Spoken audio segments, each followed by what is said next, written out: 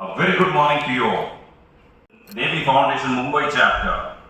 I welcome you all to this 21st Adm Soman Memorial Lecture. Our guest speaker for the day today is Vice Admiral Shekhar Sinha, Param Visist Seva Medal, Ati Visist Seva Medal, Nausana Medal Gallantry and Bar, former Flag Officer Commanding West Naval Command, who shall speak to us on the burning topic, World in Disorder, India's Opportunity. Before I introduce the eminent speaker to you all, it shall be prudent to glance over the profile of late Admiral B.S. Soman, on whose memory we've been holding this lecture for the past 21 years. Here we go.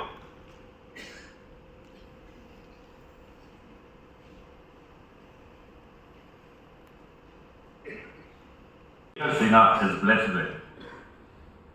I had the privilege of meeting the Admiral first, going back in nostalgic lanes of 1980, when he was a young, bubbly lieutenant as a Q5 in AFA, and we were cadets who had gone for our initial flying there.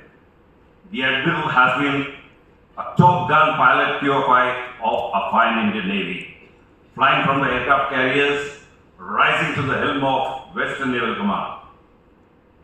Admiral Arun Prakash and Vice Admiral Sinha were the first two pilots to be trained in UK and induct the Sea Harriers, which changed the narrative of air defense in the Indian Navy. He trained 3 generations of naval pilots. Later he commanded 2 air squadrons and the air station at INS Hansa. He has commanded 4 ships, including INS Delhi. While in command of a Coast Guard ship and deployed in Park Bay for the operation of LCT, he was conferred upon the Bar to Nausana Medal.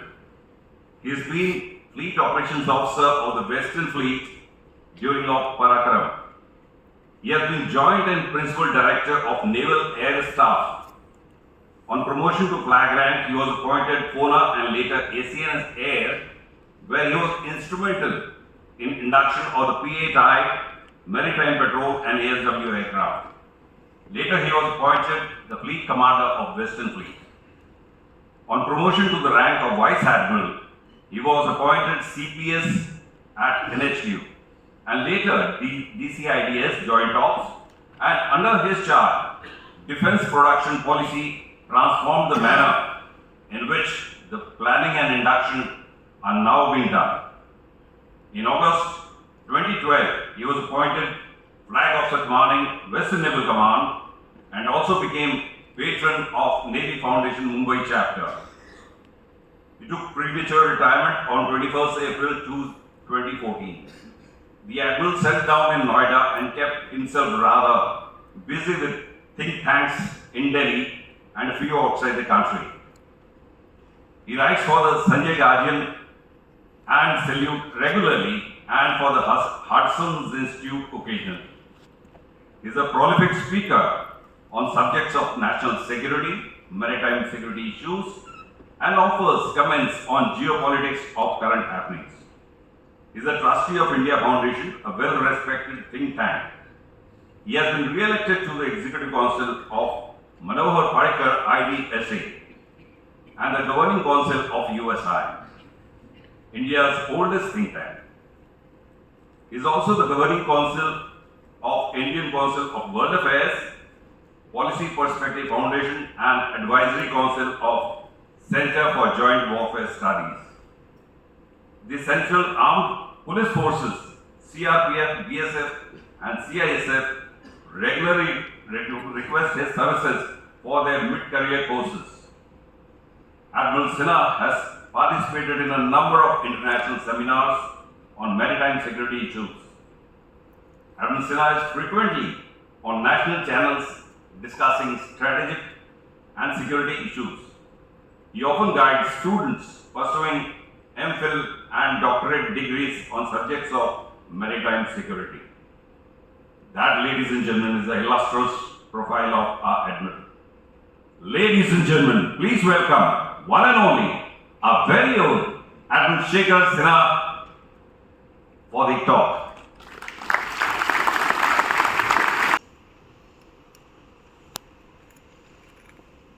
Commanders-in-Chief, ASD, DGNP Mumbai, serving flag officers, veteran flag officers, commanding officers, officers in charges, President Navy Foundation chapter, of which I am a member, my senior veteran colleagues, contemporary colleagues, and some not so old veteran colleagues.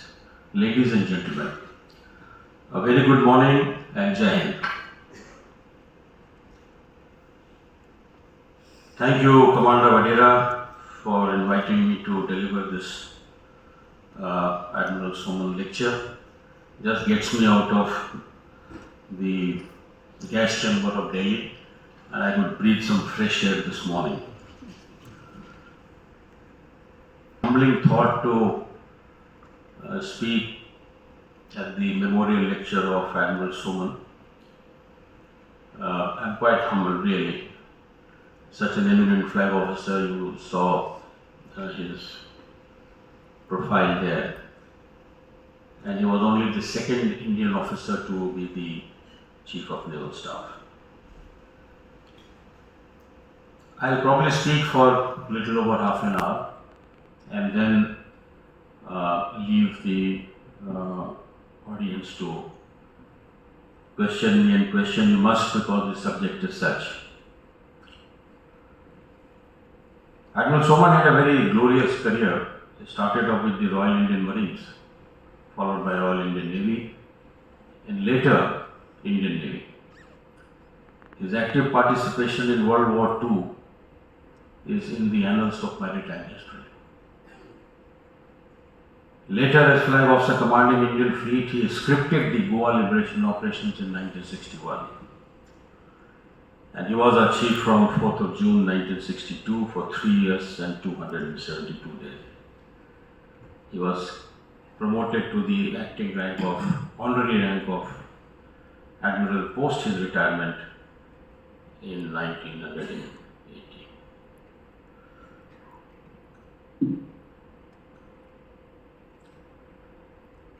When President Navy Foundation asked me to speak on a subject of my own choice, probably in the beginning of this year, I was reading and discussing in various think tanks about the everyday chaos which was going on world over, and how India was in much more orderly nation, much more safe place to live, and progressing quite well in most aspects of the elements of state power or other statecraft. Little had I foreseen that the world will sink into further chaos with Israel-Hamas conflict, as if Ukraine-Russia conflict and People's Republic China's Taiwan blockade was not enough. Let me begin with the farthest on circle. As naval officers, we understand that very well. And that is the United Nations. The UN was jewel in the crown as far as so-called rule-based order is concerned. Post Second World War, it was so for a little while. Today, the prestige and power of this premier institution has sunk to an all-time low by becoming a perennial underperformer. Nobody talks very good of it. In the recently conducted General Assembly meeting, out of 5 permanent members of the Security Council, only one, the President of the United States of America, was present. Without meaning any offense, I must give you the facts. The French President considered welcoming the British monarch far more important than the UNGA meeting. Neither did the British King give a thought to UNGA. One better, the British Prime Minister Rishi Sunak became the first British Prime Minister in decades to escape the UN General Assembly meeting. At least 100 international development NGOs had urged him to attend this meeting with a lot of agenda points. As far as Russian President Putin is concerned, he too ditched the UNGA in favor of inviting the international pariah, North Korea's Kim Jong-un, on a very high-profile visit. Mr. Putin quoted him to Russian space launch site and expressed the deepening relations between these two countries. Coming to the fifth member, Mr. Xi Jinping, he was busy welcoming Syria's beleaguered leader, Bashar al-Assad at Hangzhou, and he nominated a powerless and speechless vice president who does not exercise any power at any forum, leave aside World Forum. Clearly, these are demonstration of contempt to the UN. It would have been prudent for the United Nations Security Council heads of state to address the issues like string of coups across Central Africa, the conflict in Azerbaijan and Armenia, Israel, Hamas, Ukraine, Russia, etc., and opine the views of United Nations. Nobody cares for a deadlocked Security Council anymore, or for that matter, even the farcical General Assembly, which has a constructive role to play on such pressing issues. Not only absence from UNGA, but the two leaders, rightly or wrongly, also ditched G20 meeting in New Delhi. So that much for the farthest down circle. The aggressive rise of China has been the most significant geopolitical event of this century thus far. It has far-reaching consequences and we see a lot of it happening. PRC has been demonstrating utter contempt for International Court of Justice ruling against its 9-line territorial claim in South China Sea. Scarborough Shoal judgment was summarily rejected by them. In defiance to chorus protest, PRC continues to develop military facilities on Mischief Reef. In a recent incident, a PRC Coast Guard ship rammed a supply ship of Philippines near the Second Thomas shore. It was supplying logistics to marine outpost on that shore. PRC claims it to be under its jurisdiction, whereas it clearly lies within Philippine CEZ. The two supply ships could not maneuver in time, not maneuverable enough and very shallow waters. So PRC's display of brute force was for all of us to see when it blockaded Taiwan. And it actually disrupted the passage of global trade from this area in the South China Sea. And this act of PRC also sent shockwaves in the South China Sea, amongst the South China Sea countries. Another important multilateral organization which is largely toothless and voiceless, just a shadow of what it was supposed to be. The Doha round of talks last year collapsed, and therefore there seems to be no prospect of revival of free trade agenda, which was an integral element of the so-called rule-based order and during the Bretton Woods negotiation.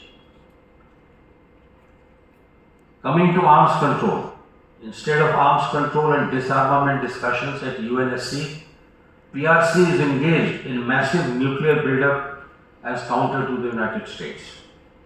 Often, Russia demonstrates threat of use of nuclear weapons in Ukraine rather than talking about disarmament. As you would know, that Russia has already walked out of the CTBT. Closer home, Iran is nearing nuclear threshold and thus early signs of cascade proliferation are visible in the West Asia. Many people have said this. The last one was the former editor-in-chief of the Wall Street Journal, Walter Russell Mead. There is no meaningful attempt to address the present day threats. For example, the development of hypersonic missiles, cyber attacks, biological weapons, space-based weapons through multilateral institutions of the UN. Any attempt to constrain North Korea's nuclear program seems compromised with the signaling by Mr. Kim's visit to Russia. As this threat intensifies, the voters in South Korea have favored development of nuclear weapons by a vast majority, which was a very peaceful country so far. Now let's go further to the southern part of America. In weak states of Latin America, narco trafficking crime organizations have either infiltrated or supplanted themselves into the ruling apparatus.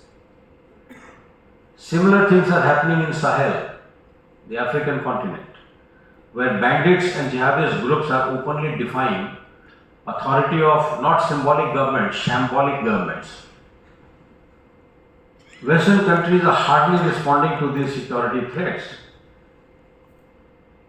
And therefore, what is happening is that Russia, China and Iran, they are fishing in troubled waters.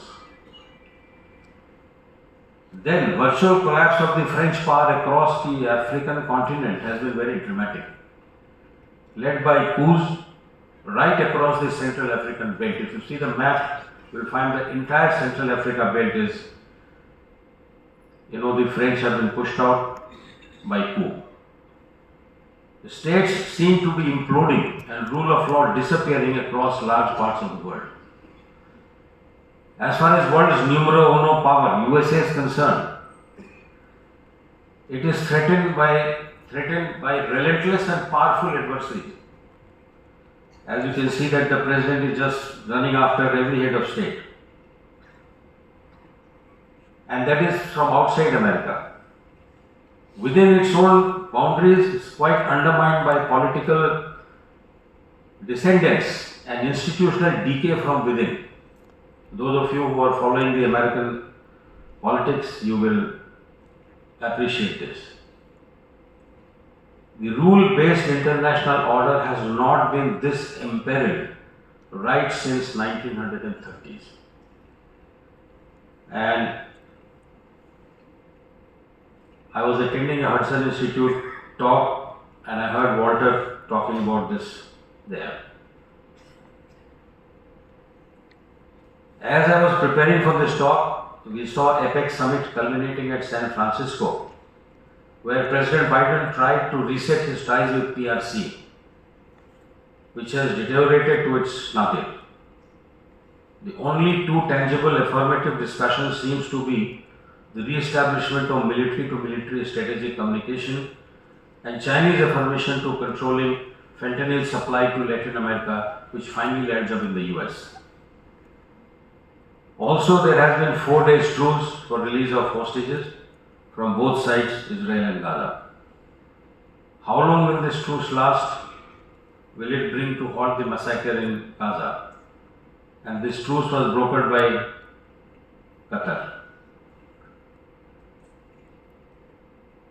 We are witnessing decline of all multilateral organizations, and each country seems to be working for its own. So let me, having navigated through the world geopolitical landscape, let us look at how has 2023 been for India and which way are we headed. Post World War II, the world split into two well-defined divisions of free world led by USA, another bloc led by communist USSR. India didn't fall into any bloc because we were out of colonization and much had to be done to lift people out of absolute poverty and build up our infrastructure for industry. India chose to be non-aligned along with many other like-minded countries who also chose not to join any of these two blocs. India was the leader of the non-aligned movement and had a reasonable diplomatic heft in world forums. However, India actually didn't display very much economic and military strength to stand amongst the powerful countries of the world. While all this was happening, we fought three wars: 1962 with China, and 65 and 71 with Pakistan.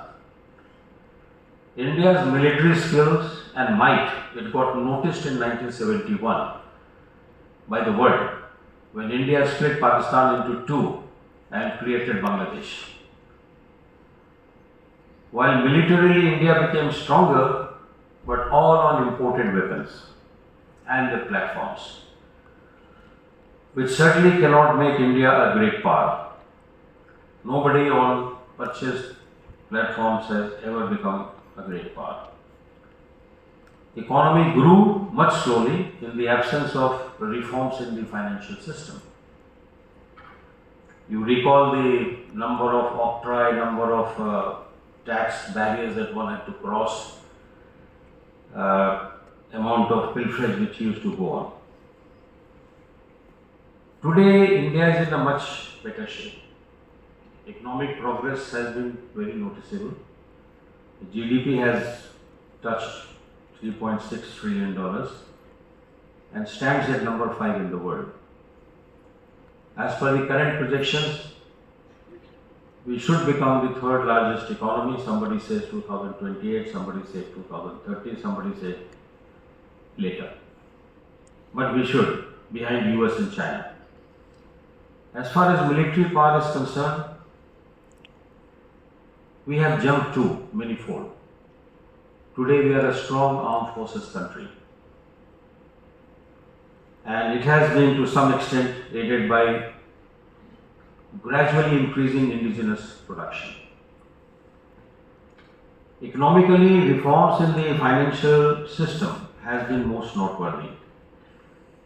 The introduction of GST and anti-corruption drive, restructuring of taxation have helped reach India where it has reached. There are many reforms which have made processes more transparent and reduced the pilferages, though we have a long way to go. We have two hostile nuclear neighbors, and that is the main cause of our very expensive defense expenditure, leaving not adequate resources for a number of developmental projects. Why we need, I'll come to it.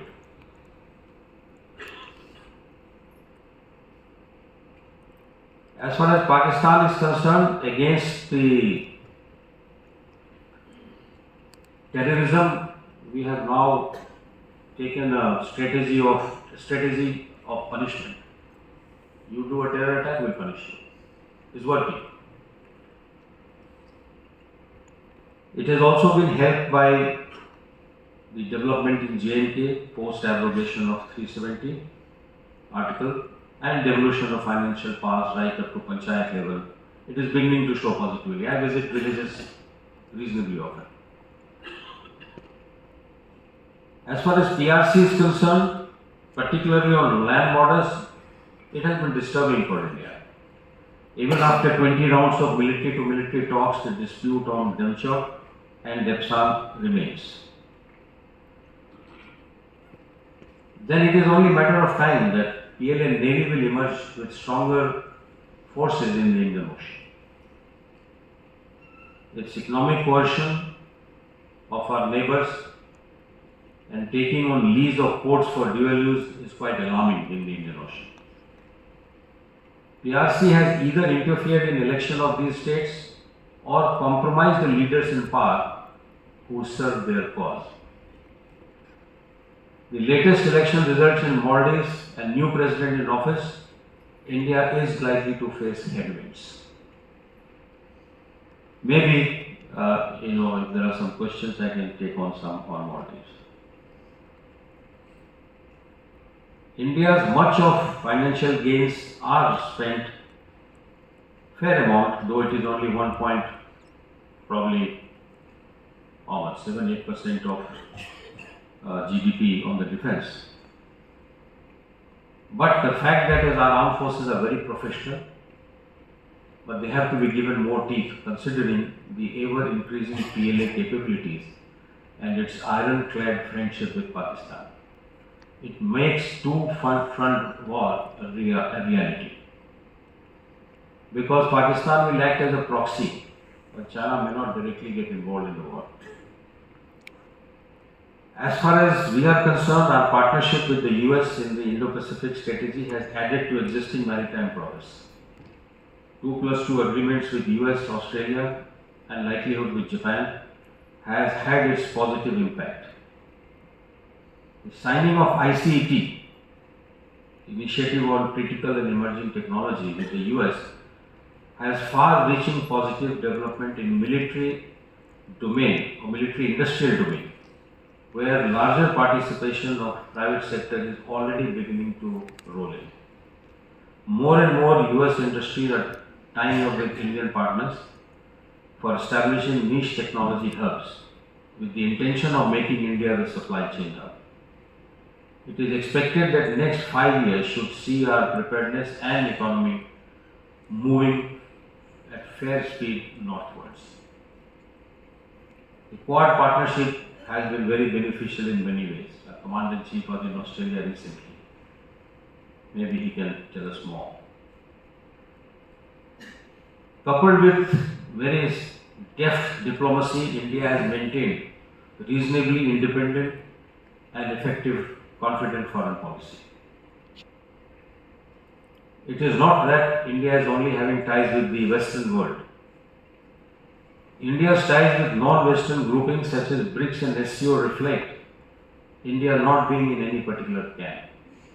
And you would have seen the decisions taken on purchase of oil from Iran, purchase of oil from Russia, and abstaining from some of the voting in the United Nations, where India maintained a very independent stance, rightly or wrongly. Further, India's strong pitch on strategic autonomy championed the G20 leadership. Primarily, these are all former non-aligned nations. This has actually sent clear message to both groups, US, China and Russia, that India has its own region of influence wherein it wants to help develop capacities of these countries. It has given voice to African continent's 50+ countries in the world, which is actually dominated essentially by these two groups. One is US-led West and one is China-led new axis which is emerging. In 2023, India has become the most populous country in the world, surpassing China. I don't know whether it is good or bad, but certainly it seems that it is backed with adequate economic growth, which should augur well. Domestically, some 400 million people have been lifted from extreme poverty. I am not talking from Indian data, these are reported by the United Nations survey.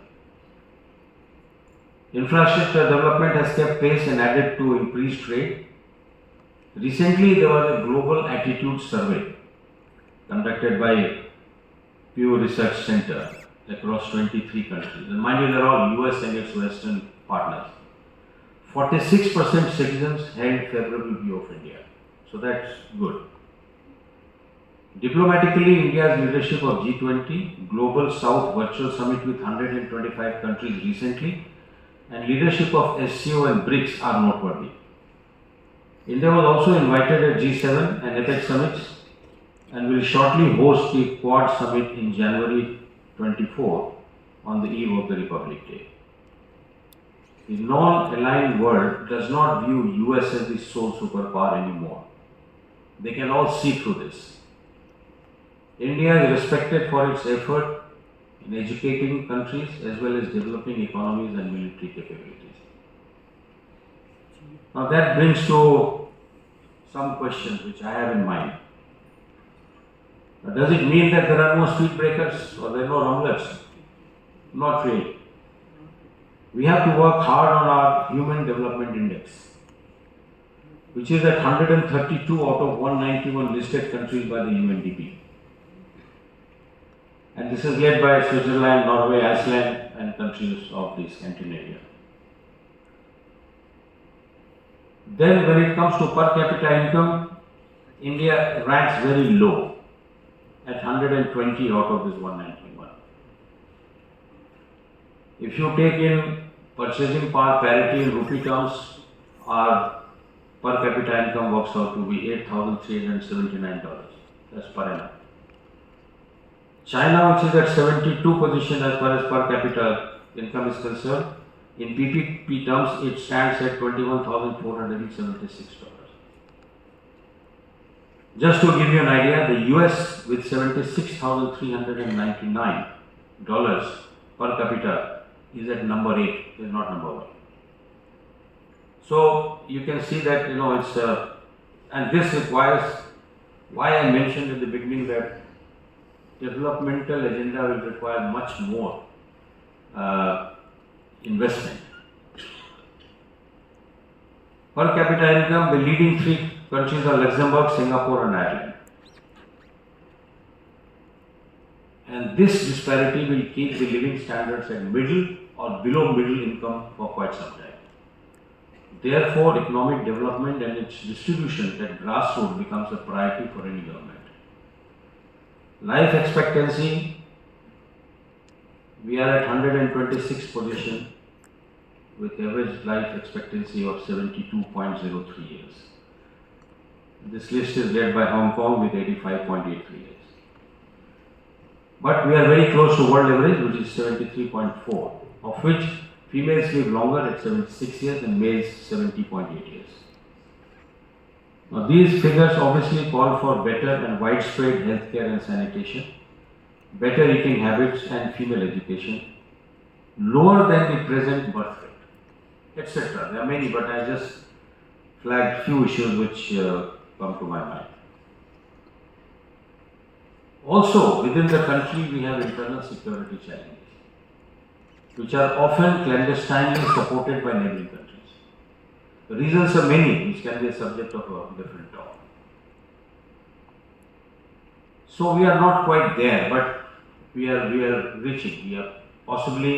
We have come to a position where India need not be part of any camp, but it can, in a multipolar construct, we can be one of the poles.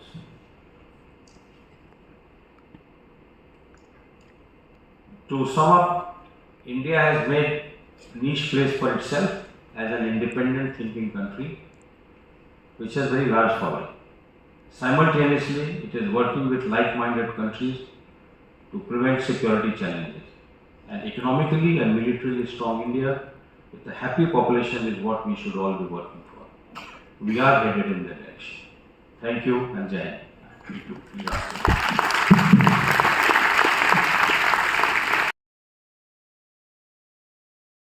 Sir, I'm Lieutenant Commander Manish Pal, retired 2005. I had a question on the recent very public display by the US of investing in Adani ports when they have the terminal port container at Colombo. And this came very, very quickly after there was a visible, I would say, deployment by the PRC of so-called spy ships in their deepwater port, which is the only one they have in Sri Lanka. So is this the US way of trying to do it on behalf of India, or what is the direction that they are trying to convey? Your views, sir. Yeah. One more question. Yeah. Yes, sir. Morning, sir. Commodore Arora, sir, retired this year in July. So I have 2 questions for you. Looking at the unfortunate situation in which our veterans are there in Qatar, where did we go wrong, and what is the way ahead from here? Second thing is, in the last 8-10 years, I think we had almost hit a sweet spot as far as our relations with our neighboring small countries are there. Today, as we look back, whether it is Maldives, Sri Lanka, Nepal, I think most of the countries we have lost ground out there. What could be the reason for that?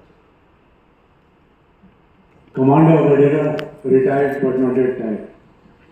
My question is regarding Maldives.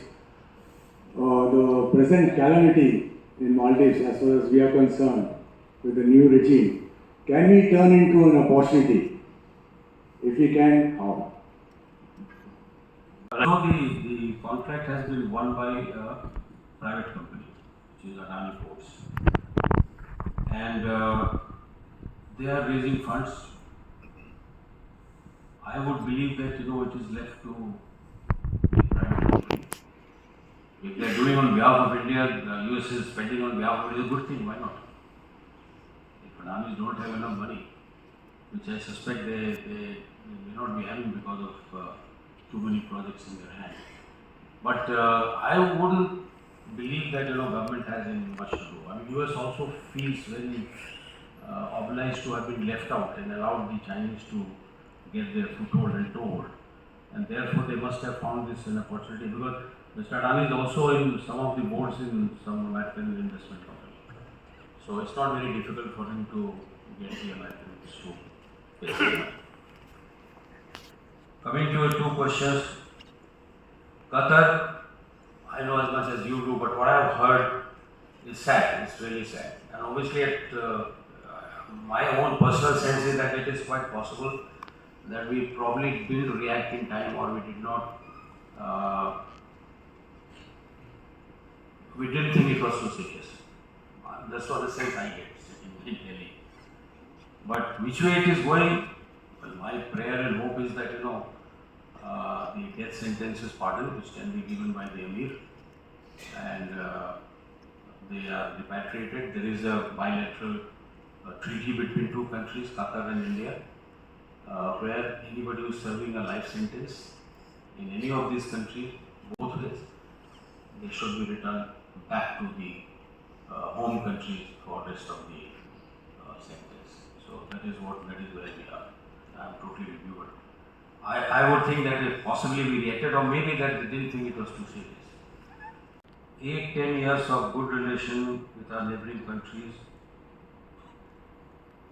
and it is not looking so. It's a calamity. Because now let me give you a little slightly longish. The Mr. Moizu is a coalition candidate. He is not from his own. His party is in coalition with the party which is led by Mr. Yami. Promise two things India out. They will have to move the Indian Navy. Now he's saying that we are working out with India government. So that is just one step lower as far as the statements are concerned. The High Commissioner has gone and briefed him. He has said we'll go. In last 5 years, 500 lives have been saved, and 1,000 people have been evacuated from various islands. There has been no infringement in their EZ. There has been no case of piracy. So these are all facts which will stare at him, and I'm sure the armed forces will probably tell him that how we need them. Now he'll say, why didn't we train their people? We did. We trained some 8 or 10, or maybe 7.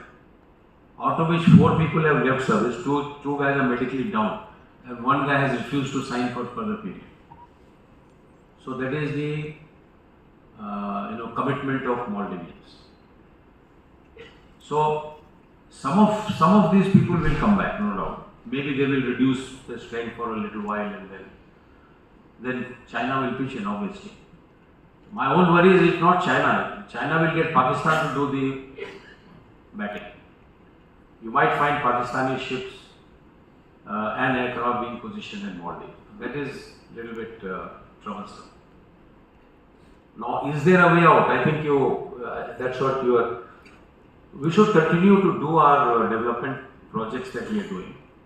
The Chinese projects were not stopped during Soli's time. You could, because you are contractually bound and you have to pay a fair amount of damage if you don't do it. So we should continue doing what we are doing. Prime Minister was very prompt to congratulate the newly elected president immediately the moment he came to know. Now, what is how is there a bailout? Yes, there is a bailout. The bailout is that let's not forget that we have a very good friend in Mr. Nasheed, who has not participated in this election. He is the only guy who is India's thick friend. and he has been president, he has been speaker of the house. He is not going to sit idle. You know, वो कहते हैं ना वो स्वाद लग गया एक बार तो छोड़ेगा नहीं. He will probably want to come back. Now he has been pushing for changing from presidential form of government to prime minister, the parliamentary form of government. Mind you, the present president's elected president's party is not in majority in the Majlis. It is the opposition. Solis party is the majority. So election I think is in March. Till then, he cannot do any constitutional change or anything very, in hyperactive mode. My own studies, or some of us think that I have written an article in some magazine recently, which has been published, that Mr. Nasheed will move this proposal after the new parliament comes into being. And he will try and break Moizu's party away from Mr. Young. Likely to happen because this guy is also, Moizu also thinks that parliamentary system has got more accountability. He's बाहर का पढ़ा हुआ है. He's a civil engineer and trained, studied in UK all his life. So he understands, the democracy, value of parliamentary system and all that. So if that happens, it is quite possible that Mr. Nasheed and Moizu and his party come together, and Mr. Soli will also support that kind of proposal. If that happens, there is a fair chance that after 2.5, 3 years, or maybe 2 years, you may see Mr. Nasheed back as a Prime Minister. So, hope that it happens. But otherwise, I would say that yes, as I said, we are facing headwinds. Our projects, the government officially will slow it down. They will not like it to progress as fast as the Chinese. Chinese were the first one to land up and offer aid. But the worry is not that. Worry is that Pakistan ships, aircraft being positioned in Maldives, and worse, Chinese putting up radars in the northern part of the islands. At one point in time, there was a suggestion that they will extend the runway in Hanimadu and international runway, and the Chinese will put a radar. They have reverse engineered the Green Pine radar, 600 km range. So the total khalbali mach gayi yahan pe. So at that time, foreign secretary was now foreign minister. They all went running and read the right act that you can't do this. So it stopped. But now we have already extended the runway. We have already put a radar. So hopefully, it should remain. But if our 600 kilometers in any northern set of islands is bad, our entire southern peninsula will be all our strategic assets. They get spotted absolutely on launch. It can be brought down. That is a very real danger. So let's see where it goes. I am quite hopeful that if we continue doing what we are doing, our goodwill, it should work. And if they have to go into Chinese lab, God bless them. That's all I can say. I'm Commodore E.D. Chauhan, retired. Yes, sir, I recognize. My question is that G20, G7, these are all economic and to boost our trade, mainly. They have no military sort of an attachment or anything to do with militarily. But on the initiative of the United States of America, the USA, they have involved us in Quad, that is US, Australia, India and Japan, which is basically a militarily oriented. My two questions therefore are, will this be beneficial to us, our country, militarily, And second is, should we have any problem here, do you think United States will come to our assistance? And these are the two questions I would like to be enlightened on this. Thank you. Nice to see you, Johnson, after a long time. You're right, sir. G20, G7, they're all no military element in this. Actually, even Quad does not have a military element.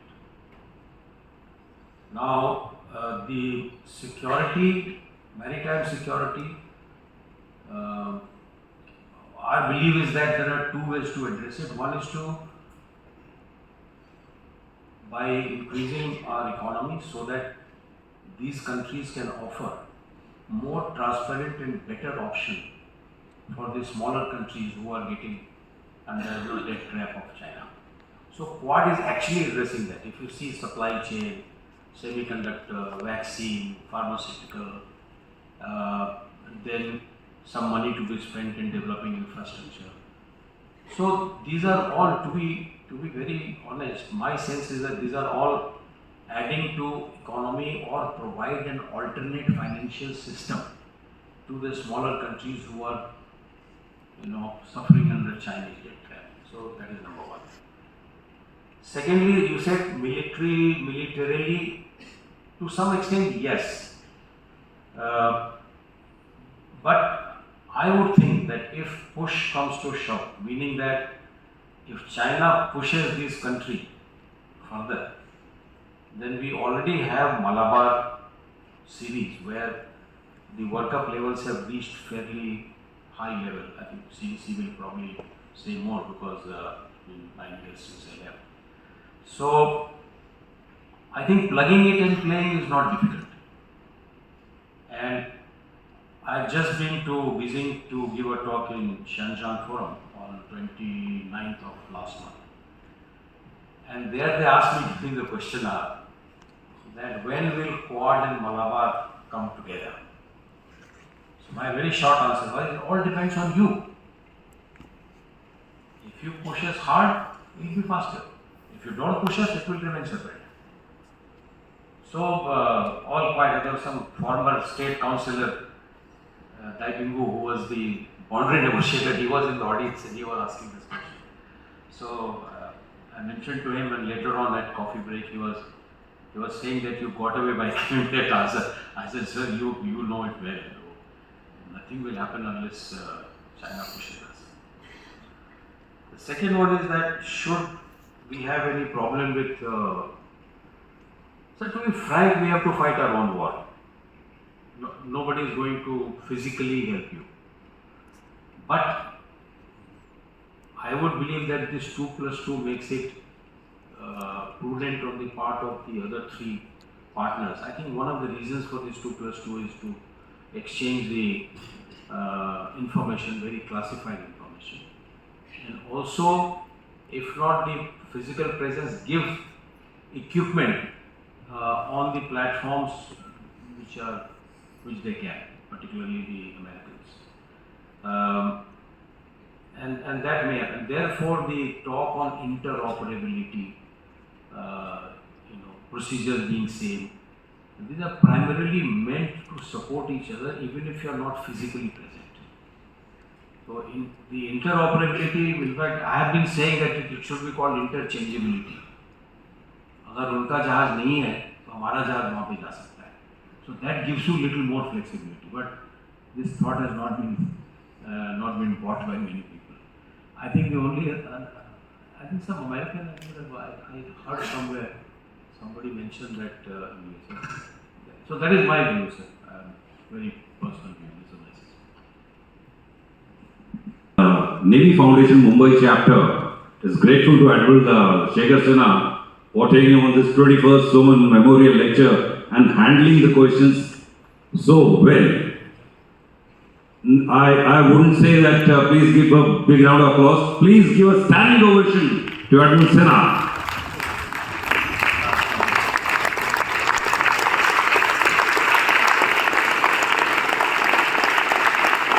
Thank you. Please take a seat. I'll request Arjun Awadi, Lieutenant Commander Farooq Talpur, to give a vote of thanks.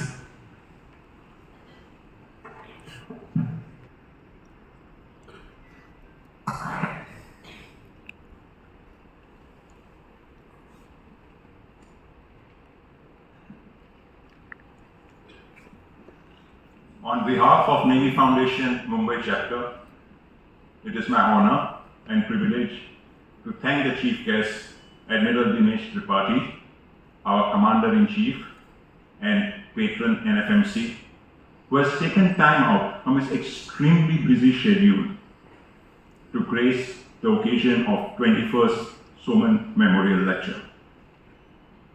His presence is a measure of respect that he bestows on the second Chief of the Naval Staff, late Admiral D.S. Soman. I would also like to thank our guest speaker, Admiral Shekhar Sena, our former Commander-in-Chief, who delivered a brilliant talk on a hot topic like whirlwind disorder and highlighted India's opportunity during this chaos. It is also heartening to see Admiral Vijay Shekhawat, former Chief of the Naval Staff, and so many flag officers, commanding officers, heads of department, serving officers, along with their ladies, to attend this lecture. Our managing committee is indeed grateful to Western Naval Command for providing full and unconditional support to the Foundation and caring in a very humane manner to solve the day-to-day problems of veterans and VNAVs. Our heartfelt thanks to Fleet Officer Maharashtra Area, to Flag Officer Maharashtra Area, CEO Andre, CEO Kunjali, to make this auditorium available and provide logistic support. And finally, I would like to thank our esteemed veterans, along with their better house and gracious VNREs, who have traveled from far and near to attend this annual event of the Foundation. I'm sure that all of you have benefited immensely from this brilliant talk by our guest speaker, Admiral Shekhar Sena, and therefore, may I request all of you to give him a standing ovation. Thank you, Sana Varuna, Jai Hind.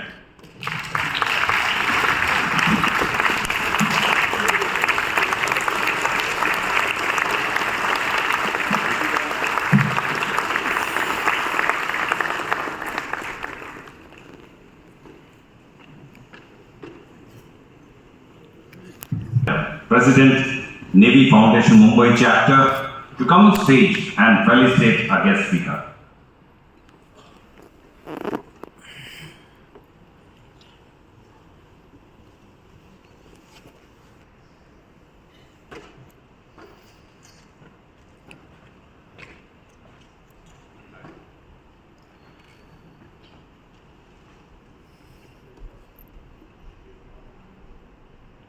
I request Commander Badera, President NFMC, to felicitate our guest speaker.